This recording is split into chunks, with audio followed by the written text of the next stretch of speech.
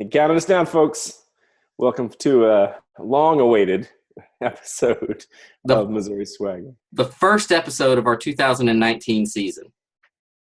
Yes, we took a break, a well-earned break, I would say, as many episodes as we got out in 6 months. Yes, because that handful of episodes took a lot out of us. Listen, Seinfeld only had half of a season to start out with. They didn't realize what they had. You gotta ease into these things, Colin. That's right. That's true. And then how long did Seinfeld last? Nobody remembers that show. 10 years. 10 years. That's true. Wasn't it? Also, Yeah. I think that it's on every single day, multiple times. It's printing Well, money. it's funny because it ties into what we should talk about today. Because eventually it ended, as That's all true. good things do, and we're going to talk about endings. Although this is the beginning of our Yes, the beginning of wonderful new year, season 2, season 2. Missouri Swagger. But we want to talk about endings and how, in particular, comic book endings. Yes. Well, first I want to complain a Oh, little boy. bit. All right, let's hear your complaints first. I got it. Because that is a never-ending joy. Yes. Number one, I'm growing my hair out, and this part here, this very gray side portion, is not quite long enough yet, and so I have to put a lot of hair product into this area to make it stick to the sides of my head because it's not very long yet. Best case scenario, I look like a drawing of Quicksilver from the Avengers and the X-Men. Worst case scenario is when I wake up and I've got a lot of product in my hair. I look like a crazy Wolverine. So yeah, my hair is more difficult to make it look this good than it has been in the past, which is And in both the best and worst case scenarios, you look like a douche talking about your hair every time we start recording. I know you do it just to irritate me. I do it because I love the look. Because when I look at the screen, I see your face, so I get to watch your facial expression get more and more irritated as I talk about my head. But no, the I other got thing. very irritated with my hair today too, Dennis. Just so you know. Did Because- you shave that thing in the shower, like with a razor? How do you do it? Straight razor, bro. Come on. But you do it. Do you do it in the shower, or do you do it outside in the dry? I typically shave outside the shower, and then so I lather my head up, or I dry shave. Doesn't matter. How often do you have to do that? Well, that's what I was getting at. The nice thing about this is that I don't have to worry about product and all that business. And it used to be that I could shave my head maybe once every 4 or 5 days because a little stubble, that's fine. Who cares? The problem now is my hair has gone so gray and so frosty white that if I let it grow more than a day, I look like I have a silvery halo around my head, and I can't stand it. I can't stand it. So now it's an everyday chore. Yeah, that's the downside of me having all this hair. I have a shitload of hair. Is that as it is gray, it is rapidly graying. It ages me. Having gray hair is fine if you have hair. Having gray hair and no hair, as I do, adds like 30 years to your appearance. Because it's silvery. Yes. I wouldn't care. I like the gray in my hair. I wish it would stay out of my fucking beard. That's the thing that bothers me the most. Well, yeah, I have a lot of gray through here too. I don't like that. They have a product that's just for men. You could use that. I know, but I already have so many products on my fucking head. I can only imagine. I can only imagine. Heaven forbid you ever walk close to an open flame. Whoosh. I don't think they're flammable. It's not hairspray. This is Yes, but soft, silky. it's like the combination of all the products. It's like from that first Batman movie where the Joker's poison didn't affect you unless you used a certain combination of products, and then Smilex, and it That would just seems inefficient. What's that? That just seems inefficient. Why didn't he just put it in one? Because he's a joker. He's a prankster. But if you Answer my own question. I like it when I ask you questions and then don't let you answer them. It's fun. So the other thing I wanted to complain about. So my mother, my lovely mother, purchased for me for Christmas a GoPro. Nice. And a lav mic and extension cords for these things. And I thought that Missouri Swagger 2019 was going to be a high-tech, high-definition affair, at least on this side. And what I learned well, first of all, I'm a Luddite. I guess that's clear from past episodes, but I have no idea how any of this shit works. So what I learned in trying to make it work is that you can't use a GoPro for live streaming, which is how we record this, unless you're doing it on Facebook, whatever that's called, Facebook Live. Yeah, they have Facebook it built Live. into theirs. And the device you have to purchase to make it your GoPro work as I intended it costs almost as much as the GoPro itself. So at some point, I'm going to purchase this. I don't know what it is. I think it changes the information so your computer reads it as a webcam. Yeah, so at the moment, I have this awesome camera that if I want to like put it on my forehead and jump off a building, will make a really neat video, but it's completely useless for this. And just now I learned that my lav mic and extension cord that I have that would allow me to be back here and not have headphones on makes it so I can't fucking hear you because there's no headphone involved. So I'm going to have to get some sort of other audio setup to make me pretty and danceable. My mom got me a set of hot sauces that I'm pretty sure my wife really bought and then wrapped it and put my mom's name on it. So stop complaining about the wonderful gift your mom got you. No, I'm not coming. The gift is fantastic. Missouri Swagger's not as cool yet as it's going to be whenever I'm in high definition. How long are we going to say that? We can't keep saying that. No, I think I think we have perfected the audio version of the show. I feel like our podcast may be the greatest podcast of all time, but the video version is still, it could still be fancier. Also, if I can get back there, because like right now I got 2 feet of cord to keep me attached to the laptop. If I could get back there, I could dance for the folks. You'd be able to see my whole body over there dancing. But I worry that we lose the portion of our audience who tunes in every episode just to see if you're going to choke yourself out with those headphones. I mean, that's why I watch. What I'm really afraid of is that I'm going to get too animated and yank my laptop off of the windowsill. Because all of this gorgeous natural light that you always see comes from the sky because I'm in a windowsill. That's also why it was so fucking echoey before I started using the headphone mic. I'm an idiot. So yeah, Cole and I've been talking about when big, long-running comic book series end. It is a thing that I was not prepared for before I started doing ongoings because, you know, when you write a miniseries, you think of it as a finite thing. It's a story with a beginning, middle, and end, and you come into it, you know, planning on the ending. But the first time you do like a run, and then it's over. It's a strange thing. It's something I wasn't prepared for. I remember, particularly with Avengers Arena, I had like a very morose day after I turned in the last issue. Because this is sad that you couldn't kill those kids anymore. Yeah, I was sad I couldn't. And I mean, with Arena, I got to write them again after. But yeah, there's something about a thing you've been doing for a year or two coming to a close, which is, I don't know. It's not unique. I'm sure people that work in other media have it, but it's something that. Well, yeah, but it's tough. And first of all, you're right. I think it's hard to stick a landing on a long-running comic series. I think it's hard to stick a landing on a short series too. But especially with a long-running series, it's tough to write an ending that is satisfying to the reader. Right. First of all, I don't think people like things to end. So just yesterday, and I wasn't even thinking about this, I posted on Twitter about what is a TV show you wish that would come back, would be resurrected.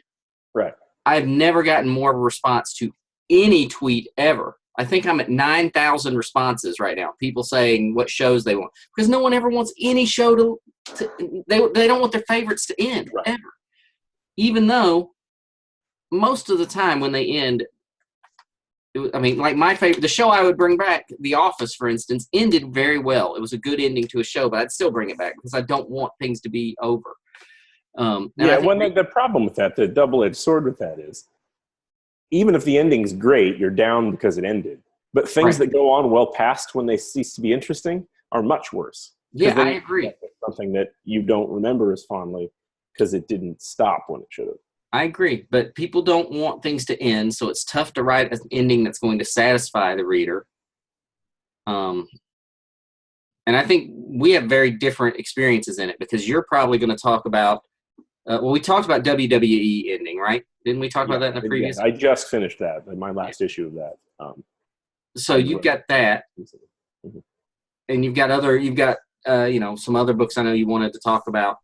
And I don't feel that any of the endings, I don't feel that any corporate comic I've written has had the ending I wanted. Sure. And I think they're impossible for me. To me, that is, a long-running corporate-owned comic like a Marvel or DC book is almost impossible to write a strong ending for. It's definitely impossible. In my experience, it's been very difficult to plan for because I don't have control over when those series are going to end. But with creator-owned, I've had I feel like I've done a better job of ending some long-running books. And you've done more long-running creator-owned than most people. Like most comic creators don't get to do a six gun that goes on for years and years and years. Like that's. Yeah, no. Six Gun was 50 issues and Harrow County was 32.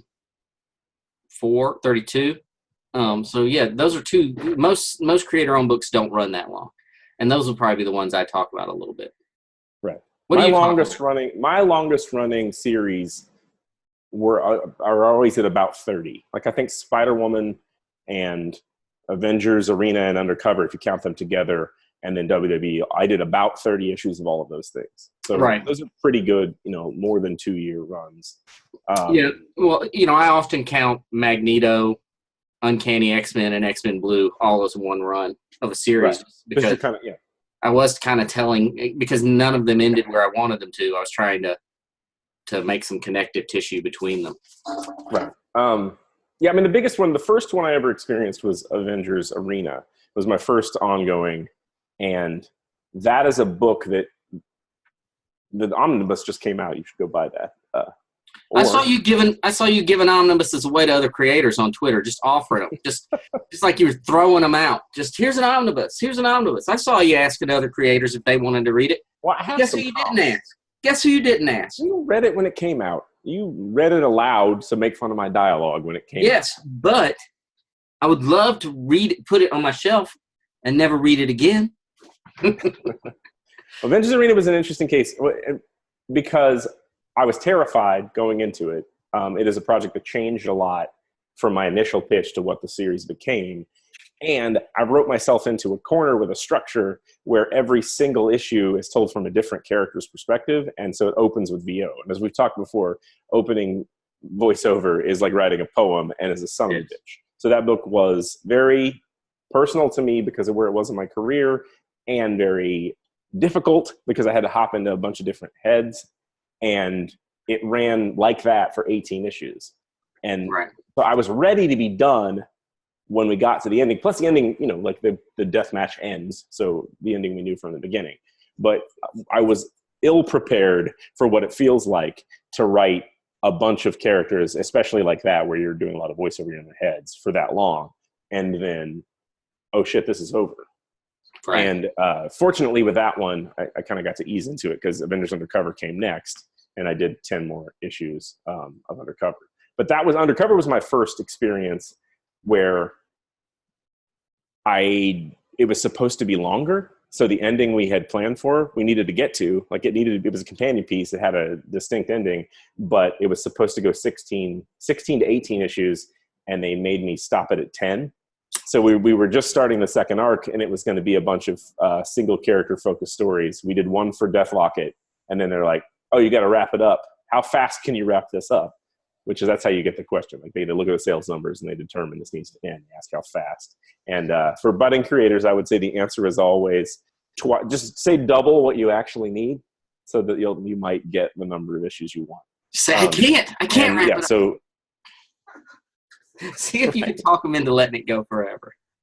Also, if you write really fast and turn in scripts fast, sometimes you can get longer legs because they don't know how it's going to sell.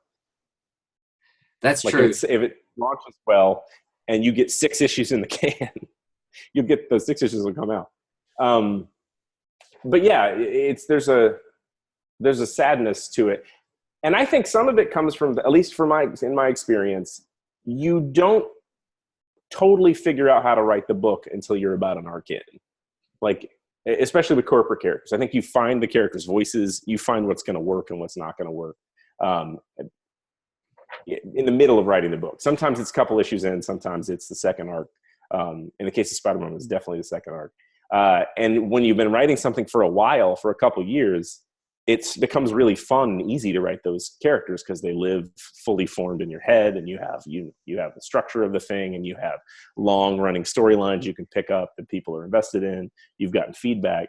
And so when that comes to an end, you got to replace that book for the purposes of your job and your pocketbook, but you're going to be starting from scratch on something new that isn't quite so comfortable.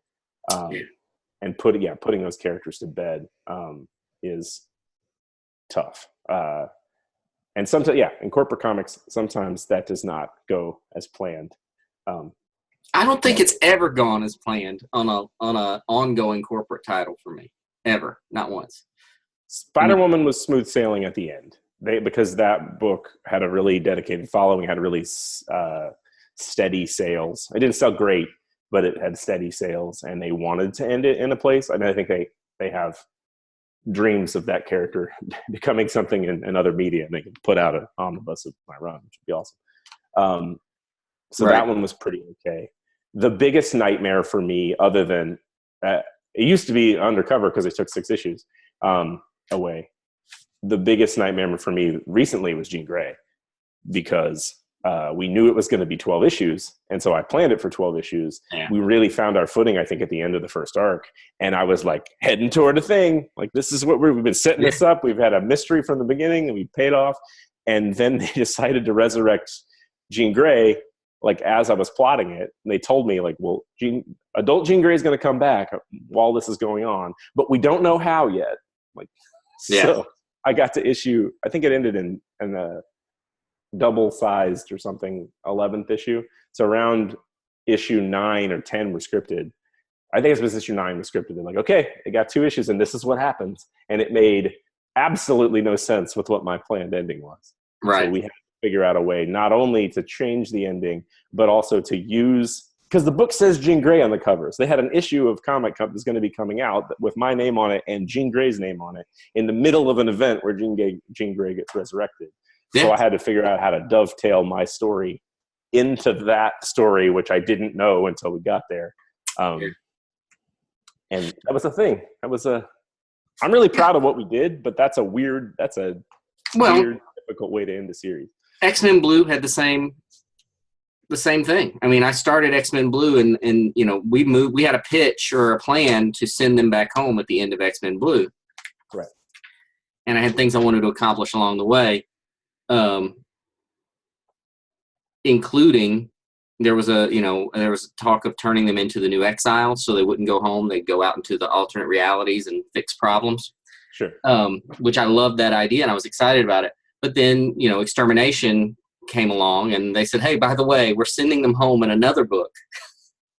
You have to figure out a way to end it. They just want me to end the series, and I wanted it to end on a satisfying note. I didn't want it to just be sort of,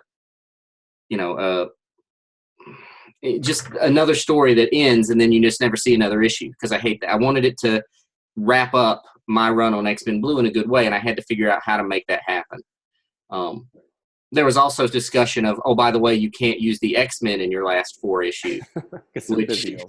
That was a crazy note, and I had to argue to get to use the X-Men in the last 4 issues. But I mean, in the end, I'm happy with the way that book wrapped up.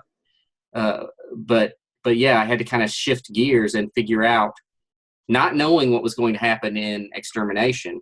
Right. I had to figure out how to end my series, wrap it up in a way that people who had stuck with me since the beginning or since Magneto even would say, okay, that ended the way, in a way that kind of, put a nice bow on top of it. That's one of the most challenging things about corporate comics that takes a minute to get used to, is that other people are using these same characters, even at the least corporate, least complainy level. Yeah. You're trying to use characters that other creators are using, and they're not necessarily in the same office. So your editor doesn't necessarily know what the plot outline is for Cullen Bunn's book. Because you and I are good friends, great enemies. We talk all the time. And my all-new X-Men book ended with an explanation that they're from an alternative timeline and can't go back. while Yes. you were writing the start of your X-Men Blue story that was about how They're going to go back. they're going to go back. They're going to go back. And that was in the same office with the same editor. Well, I mean, I think another good example for me and you, for the two of us, it can even be, and we get complaints about how characters are interpreted differently, from writer to writer. Your Emma Frost is vastly different than the Emma Frost who appeared in my book. I mean, the one that was appearing in Jean Grey, and that the word is better.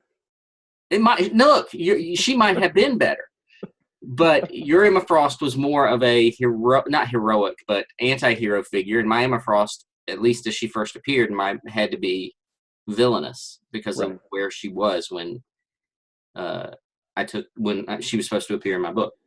Right. When there's a nuance, that works for me because bad people do good things and good people do bad things. And as long as what the character is doing that's heroic or villainous makes sense for their own personal goals. It worked just fine, but I did hear some feedback on that. Well, anybody who's trying to write Emma Frost at the same time that I'm writing Emma Frost is going to hear about how it's not as good because I am a fantastic Emma Frost writer.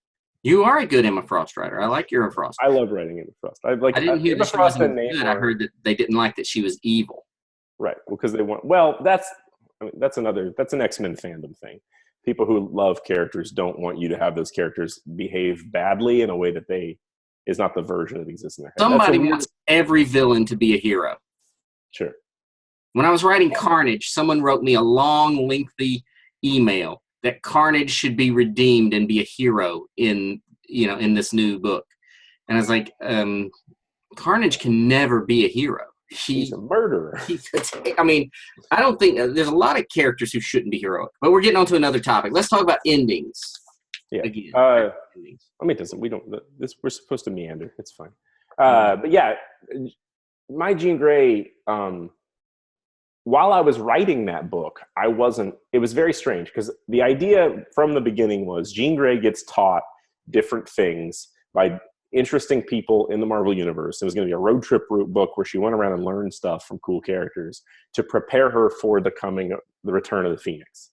Phoenix was coming. Nobody believed her. She needed to go from being teenage, unprepared 60s Jean Grey character to adult Jean Grey badass can handle it. And she needed to do it in a hurry because otherwise the world was going to have to deal with the Phoenix. And that allowed us to do a whole arc that was like Marvel team up. And it was super fun to write, and the issues were really unique, and there was a different artist on all of them, on a bunch of them, which was fun. And people were like, well, this book doesn't matter. Like, this book's just Marvel team up. Like, when is the plot going to start? And so I thought, for the longest time, I thought that series didn't hit with fans because I kind of stopped paying attention to reviews after that. I went, I've been writing this for a year, so I'm not going to read these anymore. And what I have learned is when we pivoted to the actual story and headed into the Return of the Phoenix and all of the Emma Frost stuff, fans not only dug it and got into it and became invested in it, but they looked at those first few issues differently. And so what I found since then, since I stopped really thinking about it and write it anymore, is that people think fondly about that run, and I sort of thought it was otherwise.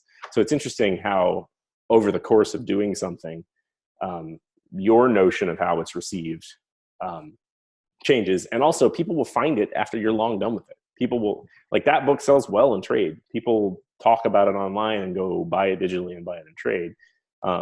And I think a lot of people thought of it as an also ran series, what was going on. So it's weird how once something ends, it doesn't cease to exist. It doesn't cease to be important to people. We're just not getting paid to make it anymore. You might get paid royalties, depending. Well, yeah, and I do. It's weird.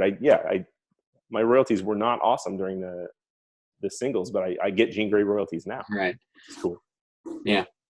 So yeah, these things take on a life of their own, and the notion of them changes. Like Avengers Arena #1 is maybe the best Marvel first issue I've ever written. If you count Spider-Woman #5 as the first issue, not, but it is also the most panned issue I've ever written. Like, it has more bad reviews because of when it came out and because people were reviewing the premise, which they didn't like. They didn't like the deathmatch premise, and we set that up.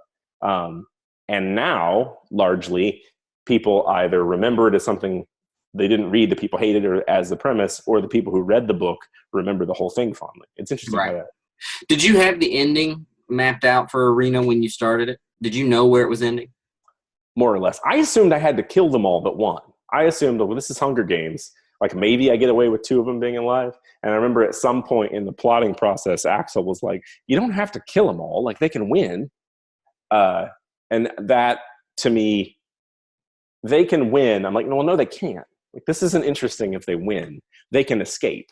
Right. So, yeah, I think I figured out pretty early on, the kids get out. The kids will escape. Some of them will survive. But Arcade is going to show everyone this footage. And in doing so, Arcade is going to win. Which, that moment in the series, Kev Walker drew a mint on the hotel pillow that looks a little bit too much like a condom wrapper. And we got endless amounts of shit from the people that hated that about how he was somehow doing something sexual while he was watching, like while he was uploading the video. Because he uploads a video and then he pops a champagne cork, and that's how the series ends. Spoiler. But yeah, nothing untoward happened in that room. So as you're planning this book, you're like, so you plot out how it works from beginning to end. I have always been a hater. To your note, so your notebook reads, "I've always been a hater. Condom on pillow." That's I like that. Actually, the way that I broke it down at the very beginning was who dies when. Like, I got this many issues because we knew we were going to have about 18 issues. And so where do the deaths occur? So I remember I sat at a Mongolian barbecue restaurant I ate lunch, and then I sat there and I wrote down who died when. And then I started fleshing out, like, okay, that fits in here. What other characters are involved? Because it started out with 18 kids, which is a massive cast for a comic book. And that's how I broke it down. And then, stuff shifted around, and I figured out who the characters were early on. And what's funny is the characters they're not really characters. There's some people that I brought that die right away. Like, there's a bird girl, Red or something, who dies by flying into the ceiling and breaking her neck. Right. Which is like a bird flying into a window joke. And people are super angry that character didn't get time in the sun. Because I didn't. She was created for that, though, right? No, she was an existing character. Oh, she was? I thought, okay. From something else. And that's sort of when I learned there are fans of every single character you could possibly pull out of the ebook. Yes, that's true. So yeah, that one I had figured out. Go ahead. Yeah, that's with Six Gun and Harrow County both, which those were the 2 long running books I did. I knew how they started, and I had an ending in mind where I wanted to end it, but I didn't really I didn't map out in detail the stuff that takes place between issues 1 and issue 50 or issue 32, because who knows if you're ever going to get that many. I kind of left it a little loose so that if I absolutely had to compress the story, I could. But I wrote a beginning and an end, and then I put milestones along the way, things that I thought should take place before we reach those, that ending. But I left myself plenty of room to change things or tweak things along the way. And I think, those are the 2 that I'm most satisfied of all my books that have ended. Those are the 2 endings that I'm most satisfied with. It doesn't hurt that I was able to do it the way in almost every way, the way I wanted to, without any, strange curveballs coming along. That absolutely helps. But yeah, I knew how it was ending before I got started. With books like Magneto, I did not know how it was ending. I knew what I wanted to do is I wanted Magneto to form a new Brotherhood of Evil Mutants and kind of go back to his old ways. Right. And I couldn't do that in Magneto because the series ended because of Secret Wars and the world being destroyed. And then X-Men Blue or Uncanny X-Men, I said, well, I'll just continue that and I'll get to where I'm going with that. And then that series had to end. And then, and why did that series have to end? Sales were fine. Why did that end, Dennis? I don't understand. Uncanny X-Men. I don't understand comic books. They decided because the reason those series ended, I remember this, because we had the big plan that all led into IVX. Oh, And that's right. That's right. Yeah. coming out of IVX, we were going to relaunch all of the books with a different twist. And then they decided that if we're going to do a big relaunch, we can't have the same creative teams on the same books. Because Right. That's right. originally, Yeah. I forgot All IBX. New X-Men was going to become Generation X. Like if Generation X became like, let's bring that title back. That was going to be the new name for my All New X-Men, which was going to be the character, like Magic Beast, and Yeah. all of the changes I had made to the characters were going to be implemented. And then instead, they're like, well, you can still do Generation X, but it needs to be a Generation X book. Right. Also, we're going to do a solo Jean Grey title, and then I'll read about that. So that's why we did that. You were there. Yeah. Sorry, I forgot. I forgot that was the that was the reason, was IBX. Yeah. Yeah. Yeah. We had a great pitch, by the way. I don't know how comfortable you'd be sharing. We had a great pitch for the books coming out of IVX. I think that would have been the most awesome era of X-Men ever. But it was you and me and Lemire, right? Well, yeah, but afterwards, Lemire was no longer writing X-Men. It was just really, it was. So you mean after that, like after he had already after IVX. I don't know if what we pitched was that there would be, because they really hung up on this X-Men Blue, right. the X-Men Blue and X-Men Gold, right? And this is before Mark Guggenheim had been hired to write X-Men Gold, and what we pitched was that we were going to do an X-Men, like an Uncanny X-Men and an Extraordinary X-Men, one that I would write and one that you would write. And then one X-Men series that was set at the school that featured every possible X-Men character. And we were going to call it X-Men Blue and Gold because it was the school colors. And I still think that would have been an awesome time in the world of X-Men. It would have been. Also, it would have been interesting to run the whole show. Yeah. I suspect that my slowness negatively affected our ability to get that across the plate. Who knows? Who knows? I'd have sped you up. I'd have made you go faster. Well, in hindsight, my personal life was on a downturn at that point. I was in a bad relationship that was ending. So yeah, things end and then new things start. The other thing that's weird about stuff ending is starting projects is much more difficult than continuing projects. I said that earlier, but like the beginning, that's been my life here for the last little bit, and now I'm writing issue 3 of Spider-Man. City at War, and I'm writing issue 4 of Darth Vader, and like I got my sea legs now, and I'm like, okay, these are, I got this figured out. I've seen amazing art come back, and I've seen, I know that I can do this. But those first issues is like anxiety train for me. I want to talk about Spider-Man in a future episode. My son and I just finished the video game a couple of nights ago. Did you get the good ending or the bad ending? Was it sad? Yeah, it was super sad. So you fucked up. No, we didn't. We saved it. Yeah, but not all the way. There's a way that sad part doesn't sad. What? Now I got to go back and play the damn thing again? Yep. I'm serious. I'll tell my kid that tonight, and he's going to go back and start that game from the beginning. So. Yes, it's funny because I've watched all of the. They sent me all of the cutscene stuff. So I've watched them as a movie, but they sent me all of the if you play perfectly ones. And so I had no idea that they changed. So that's how modern video games work, Colin. Everything's different depending on what you do. Haven't you ever played Dragon Age? No. I've never played Dragon Age either. My girlfriend plays a lot of video games and tells me about them. I didn't know it had a different ending. Seems like a lot of damn work. They should just make the same ending. So that's a good point. I thought that ending of Spider-Man, the video game, while it was a bad ending, as you say, was a good ending to the game as a whole. Yeah, I mean that's the idea, is that it's compelling one way or the other. I thought it was a solid ending because I don't think things need to end. I don't think everybody needs to be happy with the ending. I think that the ending has to feel right for the book, and that's sometimes you get flack for endings because you didn't end things on a happy note. Mm-hmm. That was a sad ending to Spider-Man, but it was also the ending I felt like it was supposed to have. I had no clue that there was supposed to be a different ending.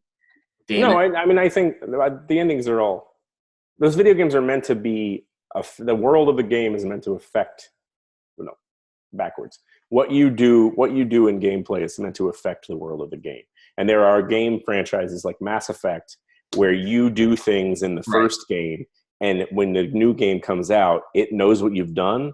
Right. And I knew that. Whole universes might not, like whole worlds might have been destroyed, so they're not in the new version of the game. Right. And so I think that's probably, I don't know, I don't have any insider knowledge on this, but I suspect there will be a sequel to that massively popular Spider-Man PS4 game. You think there might be? And I would imagine it will upload your information and know which ending you got. It's tough. I know. I hope there's a sequel to it, because at this point, my kid's unsatisfied with every other game we've tried to play so far after finishing Spider-Man. He's kind of been like, this game stinks. And one thing that's weird, the controls of that game are so elaborate that you get really good at them, and then you go try to play something else that's equally elaborate. Like I heard someone complain the other day about Red Dead, about trying to go from Spider-Man to that, where it's like one really elaborate set of controls to another really elaborate set of controls, which is probably easier for children. But our hand-eye coordination doesn't. So now we don't need to talk about Spider-Man in a future episode. And see, I segued it into endings and how endings don't always have to be happy. And you don't have to like the ending for it to be a good ending. Cindy hates the ending of one of my favorite movies, The Thing. She thinks the movie is terrible because of the way The Thing ends. And I keep telling her it's the only way it could end and be a satisfying ending. My favorite thing about The Thing is at the beginning, if you speak the language of the foreign scientists, it tells you what's about to happen. Yeah. Yeah. All they had to do, well, they wouldn't have believed him anyway. I mean, I'm not going to believe some jackass that comes up telling me this dog's going to turn into... Sure, but I mean, if you were in the audience of the movie, you got a spoiler at the beginning, because if you spoke the language. Much like when I saw, what was it called? The Holocaust, the funny Holocaust movie from the late 90s. Beautiful. Funny Holocaust movie? Yeah, it was a foreign movie. It had Roberto Benigni in it. And it won an Oscar. I'm not really pulling this out of my butt. Anyway, the end of that movie, spoiler, is the liberation of the concentration camp. Mm-hmm. And American soldiers come and liberate it. But the American soldiers, their English dialogue was written in Italian or whatever language the movie's from. So they're really funny, like Italian actors saying, "Oh, we are here!" And, like, they're speaking English, but it's like the most ridiculous stilted English. And I saw it. We went to see it in high school for a history class or whatever, and it was hilarious. That's the funniest part of the movie, because if you speak English, it's in English, but they clearly are not native. Or maybe they are. I don't remember. I just remember being funny. I remember the dialogue being funny. All right. I'll take your word for it. I'm probably not going to go see that movie. Or you do it. Yes, endings. All right. So this episode needs to end. This episode needs to end. Every new beginning is some other beginning's end. And so we need to talk a little bit about logistics going forward, because you and I, we are very fascinating humans with rich histories and rich family histories, but we have told a lot of fucking Missouri swagger stories, and we don't want to scrape the bottom of the barrel. What I would like to do going forward is to do something fun with the stories we've told, to put out. We'll talk about that going forward, but I have an idea of ways to make things and reuse some of that fun that you guys have heard us talk over. I also have some ideas I'll run by you.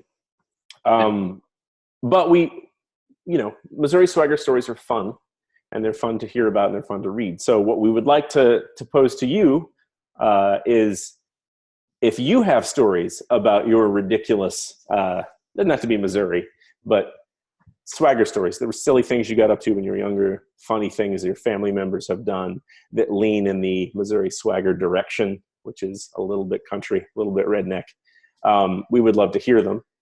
Cullen has suggested setting up a voicemail so you can tell them yourselves. But if you want to send them to us on Twitter or just tell us, hey, I have the best story ever. We might even be able to do something where we can bring them into the recording itself for a little bit. Right. Because we have that capability, I think. I mean, I'm about as good at recording these things as you are at using a GoPro. So, but worst case scenario, we'll read them aloud because we'd like to right. add those in. We're also going to start doing more. We want more regular shows, so we're going to add new features. So this is a little bit more top down, and we know what we're going to talk about every time. We can give you a schedule and things going forward. So that's another thing. I am this year going to be making some changes in my career and how I promote myself and such.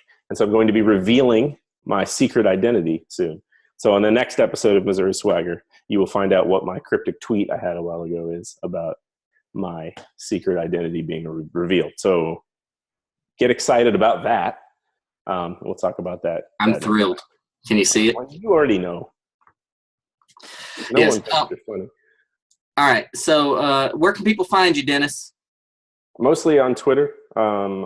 Hopeless Dent is my Twitter handle. And I'm at Dennis Hopeless Comics, I think it is, on Instagram. If you want to see a picture of a snowman my children built. Nice. And then I have Darth Vader Dark Visions is coming out in March. Spider-Man City at War, which is set in the PS4 world, comes out, I believe, in March as well. I'm not positive about that. And then right now, the second arc of my digital Cloak and Dagger series is coming out. It is called Negative something or other. I don't remember what it is. Cloak and Dagger Negative something. Look that up. That's coming out digitally. And the trade paperback of the first Cloak and Dagger, the Gray Area or whatever it's called, just came out. So if you want a printed version of my first part, that is out now. And then I have 2 more issues of WWE coming out, and those trades get collected in behind. So I think the Women's Revolution WWE trades coming out soon. So you can have all sorts of brand new Dennis Hopeless comics to purchase, and then I get royalties. So you should go do that. What about you? So you can find me on Twitter. It's at Cullen Bunn. Super easy to find. And yeah, I have a Dark Arc from Aftershock is still coming out. I think our 13th issue came out today as of this recording. So there are 2 trades of that you can get if you haven't read the first couple. There's Dark Arc Volume 1 and 2 you can read, catch up on. Also, Bone Parish from Boom is currently running, and they did something really cool. I think they released this a trade paperback called I don't know, it's like an early edition or whatever, that's only available to comic book shops. So they only send, it'll never be on Amazon or anything like that. It's a trade that collects the first 4 issues. That is, they kind of rapid release. So that's out and available now before the true Volume 1 comes out next year, later this year. So there's Bone Parish Volume 1, which collects the first 4 issues, and then issue 5 is on the shelf right now. So that's a great way to jump into that series if you haven't been reading it. And then as Guardians of the Galaxy from Marvel is coming out, we're heading towards the War of the Realms. So there's that big storyline coming up. So some exciting, fun stuff going on there. And then if you go to Patreon at all, if you ever checked out Patreon, I do have a Patreon. It's Patreon/Cullen Bunn, where I put out serialized novels and serialized comic books and short stories and writing advice and all sorts of things. So you can check that out and jump on board there if that's the kind of thing that interests you. Sounds good. All right, folks. Thanks everybody. My goal is to do another episode this week where we talk about something light and fun. It's going to happen. Look at you. It's going to happen. So this week, another episode this week. I'm committing us. All right. Thanks everybody.